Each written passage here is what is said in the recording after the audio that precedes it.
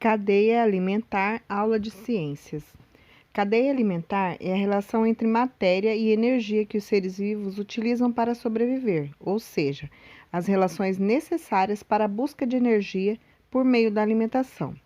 De forma simplificada, pode-se classificar como cadeia alimentar a sequência de organismos que servem de alimento uns para os outros.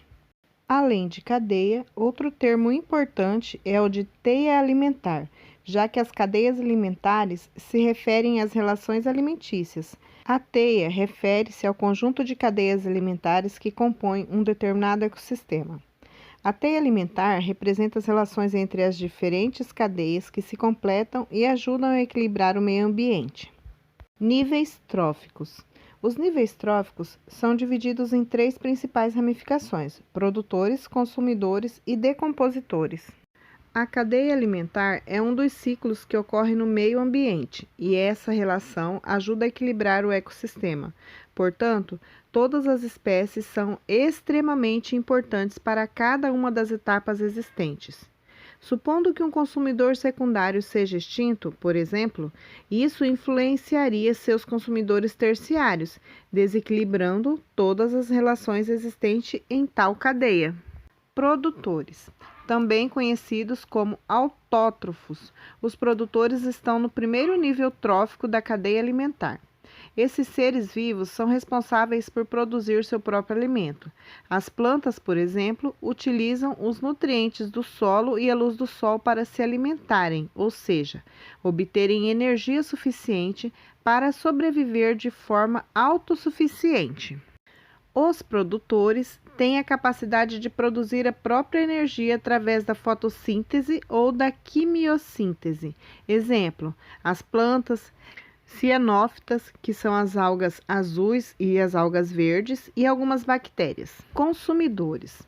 Os consumidores são classificados como seres heterótrofos, ou seja, não possuem a capacidade de produzir o próprio alimento. Os heterótrofos precisam se alimentar de outros seres vivos para obter energia. Essa classificação inclui todos os animais. Existem 3 níveis de consumidores. Os primários. Os consumidores primários são chamados assim pois se alimentam totalmente ou majoritariamente dos produtores. São os primeiros a se alimentar de algo além do que conseguem produzir, iniciando o ciclo da cadeia alimentar.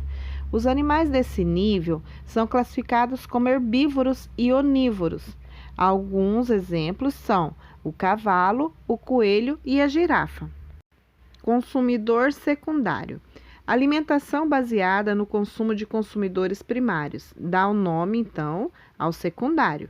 Esse tipo de animal é carnívoro, porque obtém sua energia por meio de outros animais, que, por sua vez, se alimentam dos produtores.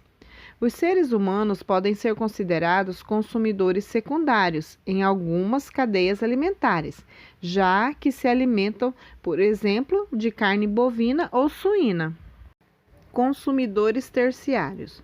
Os consumidores terciários compõem o último nível dos consumidores, se alimentando dos consumidores secundários.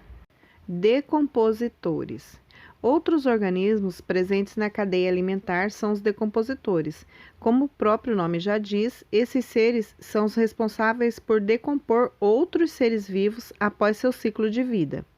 Esses organismos, apesar de fazerem parte da última etapa da cadeia alimentar, são responsáveis pela decomposição de qualquer matéria orgânica, independentemente de nível trófico. Os principais decompositores do meio ambiente são os fungos e as bactérias.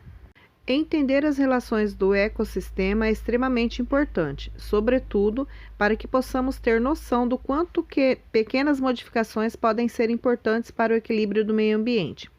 Apesar de simples, a cadeia alimentar é um assunto que faz parte do nosso dia a dia e que pode fazer grande diferença para entendermos outros aspectos, como o ciclo de vida dos organismos e a dependência entre espécies. Fotossíntese.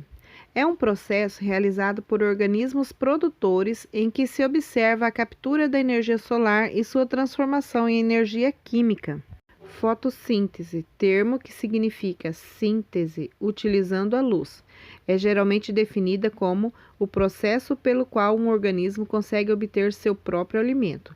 Esse processo é realizado graças à energia solar, que é capturada e transformada em energia química, e ocorre em tecidos ricos em cloroplastos, sendo um dos tecidos mais ativos o parênquima clorofiliano, encontrado nas folhas.